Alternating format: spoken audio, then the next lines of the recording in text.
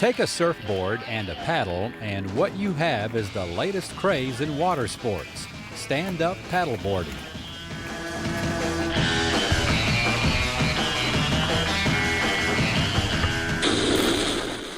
Now, because there's a dorsal fin on the other side, on the underneath of this board, that allows us to go straight. Okay, so we don't have to paddle once on one side and once on the other. You can paddle multiple times on one side.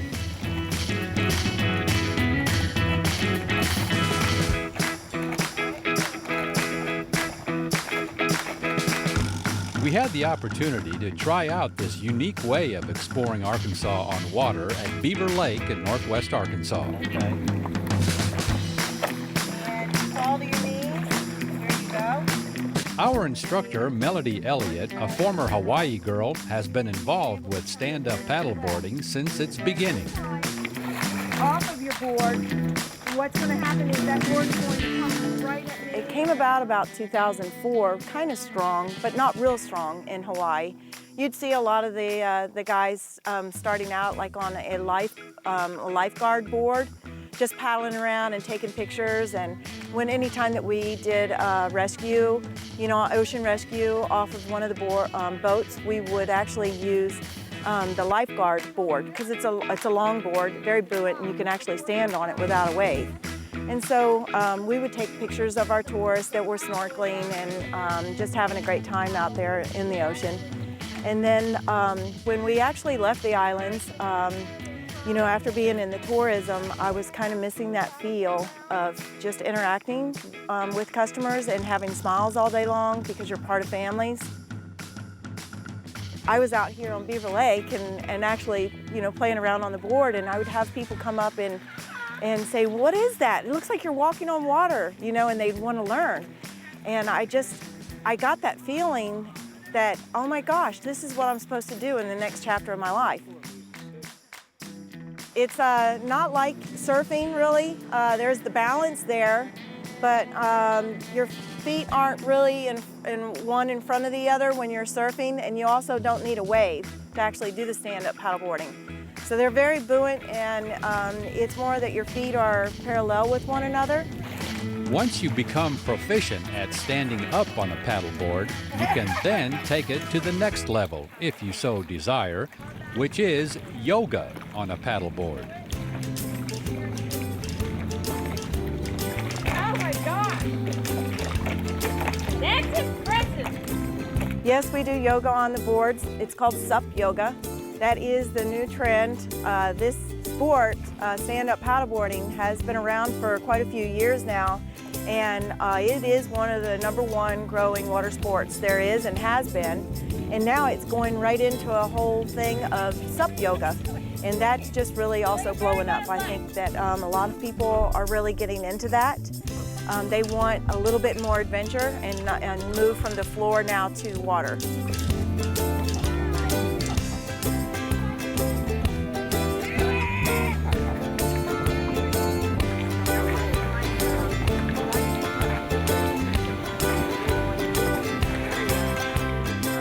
Well, I was expecting it to be a little more familiar for me because I grew up on a snowboard, but it's very different. It's the water keeps you moving constantly. So I was a little nervous when I got on, tried to like keep my feet steady, and I definitely, you gotta keep your feet, like she said, to your shoulders. So I was a little wide, which makes you really shaky. So it's so different than if you're used to any other kind of board sport. Don't expect that when you get on it. But as far as learning it, I feel like it's probably an easy process for people to learn. The instructions are short and simple when somebody who knows what they're doing is telling you what they're doing.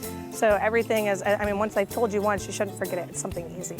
And it's just the water, you know? I mean, if the little waves pick up a little bit, you know, I mean, you get a little shaky on it, but the water is, you got to sort of move with it, like she was telling us.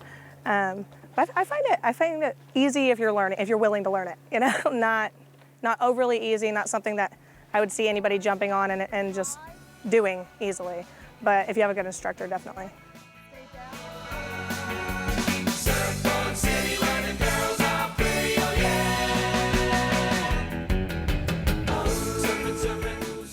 You know, it It was actually way easier than what I thought it would be.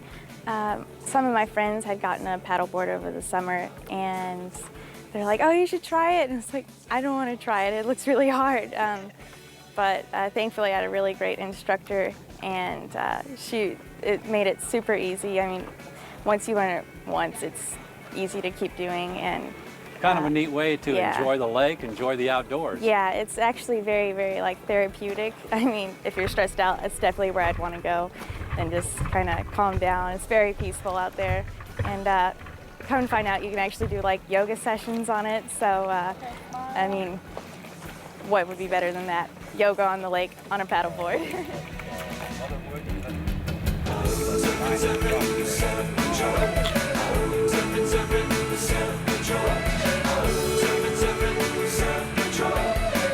Yeah, there you go.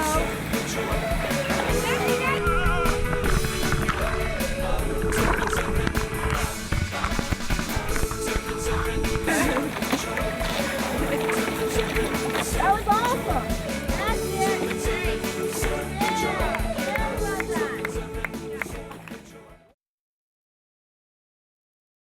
Those of you who enjoy coming to Eureka Springs and would maybe like to partake of some mountain biking adventure, there are some really neat trails just west of town around Lake Leatherwood. A popular one is Miners Rock Trail. Follow us along and we'll show you why it's called that. Dave?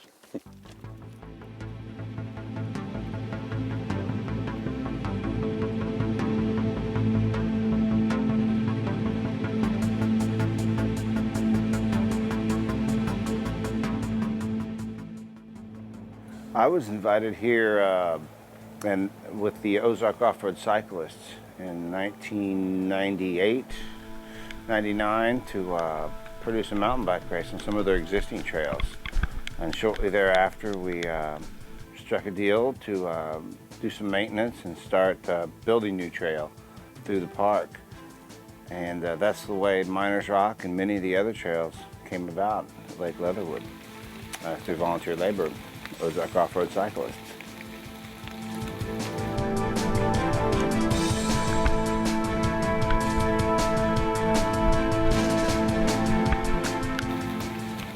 Of course, the highlight of the entire 3-mile trail is Miners Rock itself.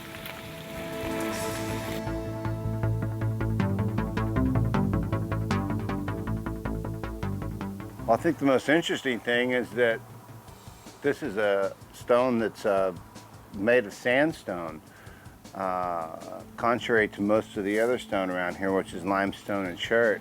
Through the eons of receding oceans, through the millions of years, somehow this sandstone deposit remained while all the other limestone wore away. And voila, you have Miners Rock with this interesting shape. Some people have called it, I think, the wave rock. And it's a friendly spot for some local climbers who like to boulder here. And a nice shelter from if there comes to be a little shower like now. Kind of camp out here for a while till it and go on.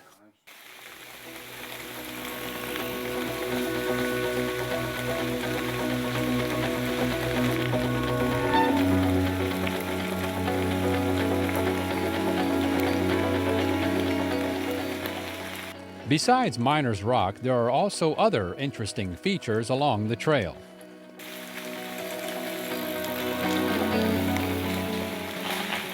Well, I think it's a popular trail for mountain bikes because much of the trail travels along an old roadbed and then some nice contours along benches.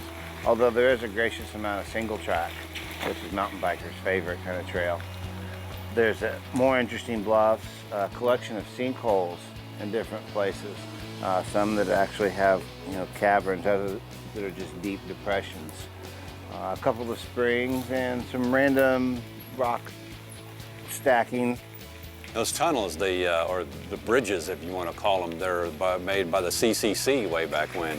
That's true. At the trailhead and at the end of the trail, where the trail meets the road, there are 2 tunnels. Both of them have trails incorporated underneath them, so you can see the quality of the work that still stands as a testament to the WPA work era.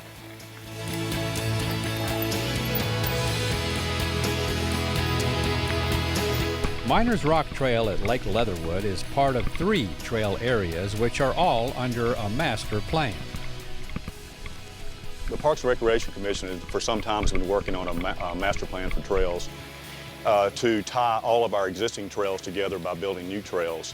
We have 3 pockets of trails currently, most of which are here at Leatherwood. We have about 25 miles of trail, and we have about maybe as much as 3 miles at Black Bass Park, which is on the outskirts of town as well, and then a scattering of pieces of trails in town. But the whole idea is to tie all of that together by building new trail and create a trail system, if you will. Well, tell us about what you enjoy about the trails here around Lake Leatherwood. Wow, there's such a variety of trail here at Leatherwood, and anything from the novice, the inexperienced, to those that are technically gifted on a bike. But really, I can't imagine anybody not having a good time on some piece of trail here at Leatherwood. There's lots of great CCC features to take in. Obviously, lots of wooded areas. It's not so much where we are right now, but in many parts of the park, you hear nothing but the wind blowing through the trees and the birds singing.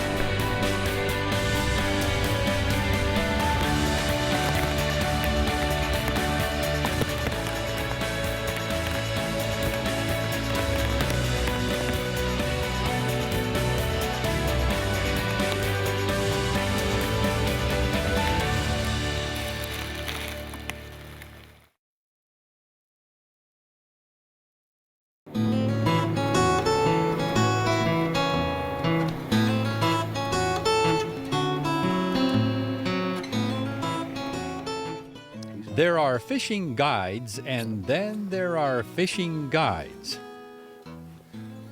We're going with the Green Bean Supreme today, boys and girls, with a headlight. We're going to use the green and the white, and we're going to put a piece of corn on the end. That's called a headlight, okay? Guaranteed to catch fish. Going by just his description of the trout bait, you can tell David Mountain Man Mitchell is not your ordinary, everyday fishing guide. There you go, look at that. Boom! Mountain Man, you see, loves to take kids fishing, and so we join him along with Heather and Keely for a fishing experience of a lifetime. There you go, perfect. All right, now start winding on him. Start winding, there you go, there you go. Hey, we go. Uh-oh now. Yeah. Keely, there you go. Keely said she was gonna outfish us. That's the way we do it, right there. Now, the one thing that's a requirement on Mountain Man's boat, you gotta kiss your fish after catching it. All right, stay with me on this one. Okay. All right, kiss it. Come on, get this right Oh, here. the kissing part, okay.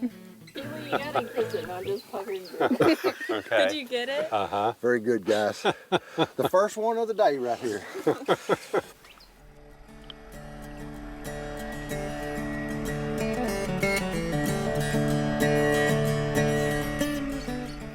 I grew up on Little Red up here, and the first time I ever went actually trout fishing was back, I was probably, here you go, you got to set that down to catch this one.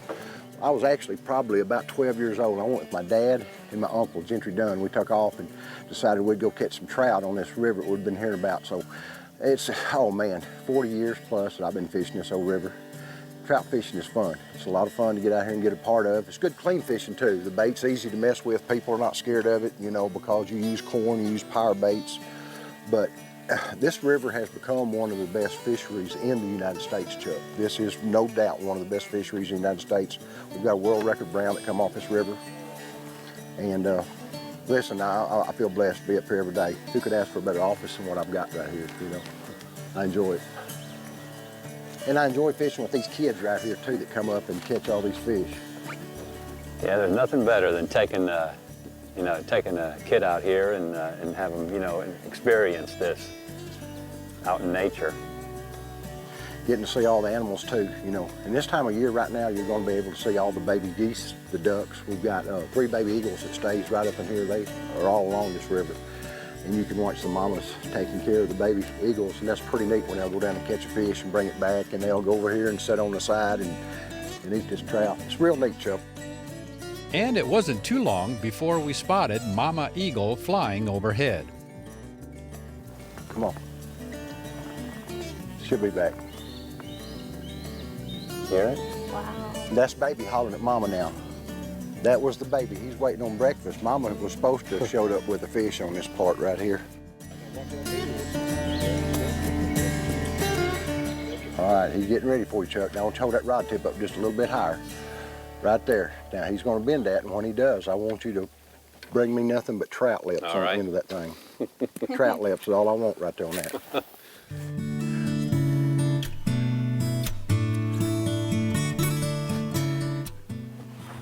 Oh, big fish. Big fish. Big fish. Hang on, hold him right there. Oh, boy. Oh, yeah. Oh, Chuck. Chuck.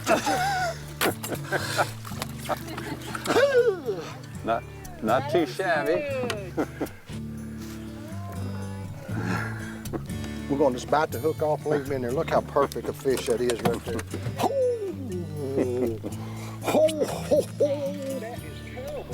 Sometimes, though, after catching a fish, it can be a bit of a chore just trying to get it in the boat. All right, come down towards the pole. Come down toward him. Let's fight him on that stick. There you go. There you go. Fight him. There you go. Oh, look at him. That's orca. Oh, here we go. Here we go. Perfect. Catch him. Catch him in that hand.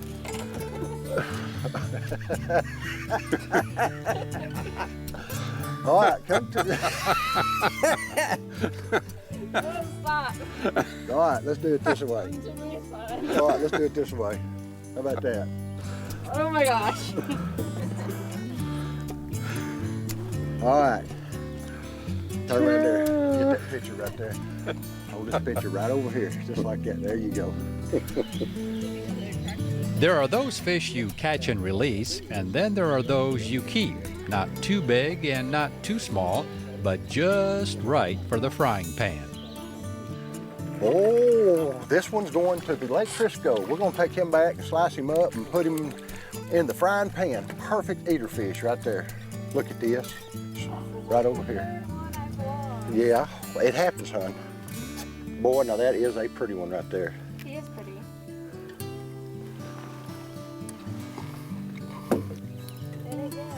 He's a pretty fish. Look at that. See the pretty rainbow colors in him? Yeah. Look at that. And this is one of our stalkers that come out from up here. This fish has been released in this river probably about 2 months now. Really? Mm-hmm. The elusive rainbow trout. Man.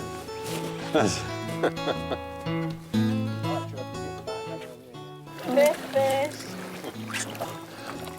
Oh, he's another pretty one. Another pretty fish. Are you thinking that rainbow are the most common? Rainbow are the most common. There are 4 subspecies of fish in this river right here. You have the brown, the brook, and the cutthroat. The cutthroat being the hardest one to catch right here. Would you smile? Would you just go ahead and smile? Look at that. There he is. Of course, There he is. there's We got him always plumbed the out in one another that zip code. got away. How about that? Oh. Okay, now this one has to... Uh-oh. Oh. That was your dinner. You go hungry today. Happens every time. Oh, man. It's right there. You'd look like you'd got him in a boat. Uh-oh. No, it's the old moss trout. You know, guys, we've been here, what, 30 minutes? We got 8 fish on here. That's not bad. And we are fishing for our dinner today, girls. So if you don't catch fish, you go hungry.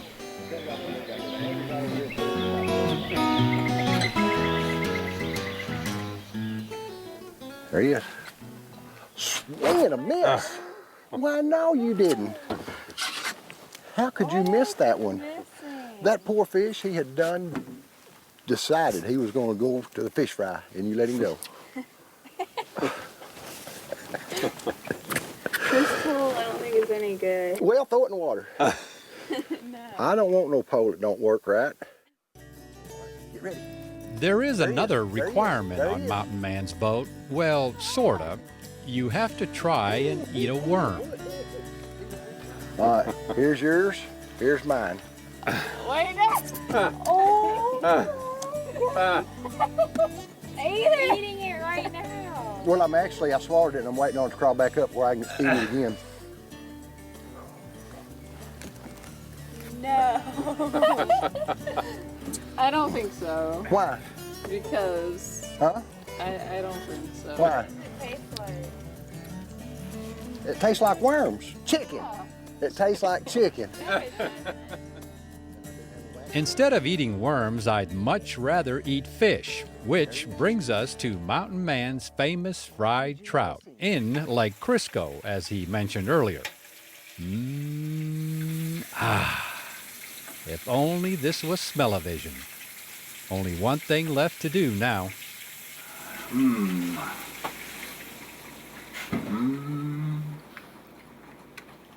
Mighty fine, mighty fine. The Blanchard Springs Recreation Area north of Mountain View is one of those places I like to come back to time and time again, because here you have not one, but two fantastic swimming holes. So if the first one gets a little bit too crowded, you can always go up the road to the other one.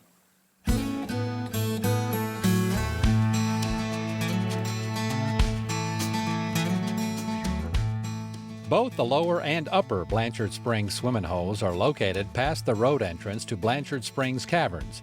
Just follow the paved road until you get to North Sylamore Creek and cross the bridge to your right into the parking area for the first hole.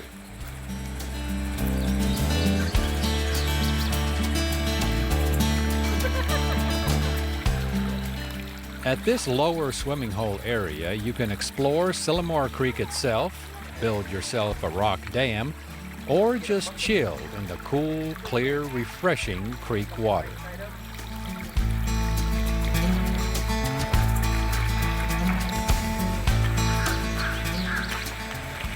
Hey, it's a great time for us and the children. You know, they get away, they're at pools and the lake all summer, so it's a change of pace. Nice to get out and let them you know, play in the creeks and go in the cave and just have a good day, going to the mouth and watching the waterfall come out. So we have a great time here.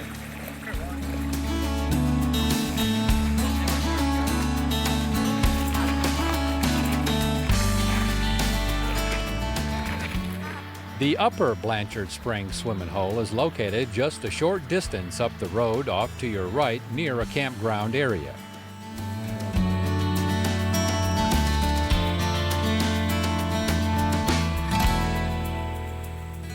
If you happen to come here during the week when most of the campsites are empty, you'll most likely have the entire swimming hole to yourself.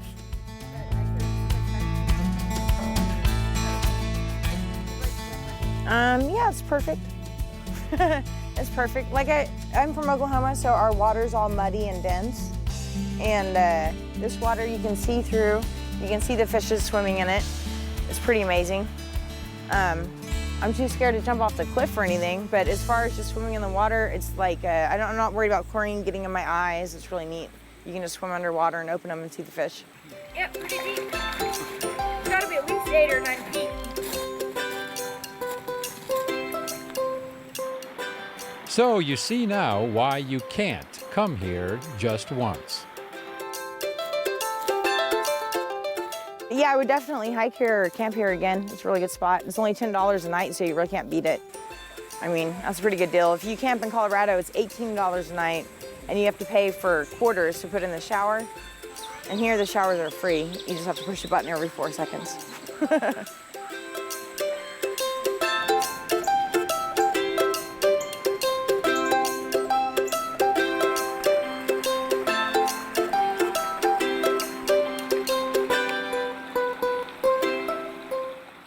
So take a dip for yourself in the 2 swimming holes at Blanchard Springs north of Mountain View. And for more on this destination, plus many of our others, or to order a copy of an episode, visit our website at aetn.org/exploringarkansas. And don't forget to like us on our Facebook fan page. And we'll see you again the next time for another exciting adventure on Exploring Arkansas.